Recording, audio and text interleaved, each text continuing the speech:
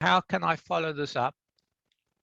So I was 70 and I went around to various universities and I said, listen, I've got this idea about the association between lifestyle and these diseases.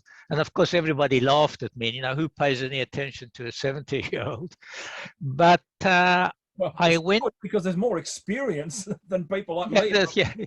yeah. I mean, it wasn't, and of course, it wasn't as if I had just made this all up. You know, I had, as you saying, I had my medical experience, I had my research experience, I had my pharmaceutical experience, I had my cycling experience, and I had all these sort of. Anyway, I found somebody, Professor Harridge, Yes. who listened to it and he said, yeah, you know, there's something in that. Let's set up an experimental program in which we will investigate the effect of behavior on, and of course, the effect that is most prominent and it's easy to see is of course of exercise. So we thought, okay, we look at the exercise first, because there are other components, as you know, in behavior. It's your mental behavior and your eating. Yes. But in general, again, remember in biology, things are not absolute, but in general, people who exercise tend to look after their diet. That's what I thought. I think the same. Yeah.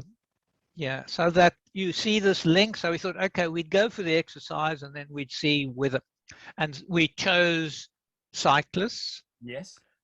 Amateur cyclists, non-professional people like me who were doing it purely for pleasure, and we began to follow them. And of course, it just turns out in as short a way as possible that exercise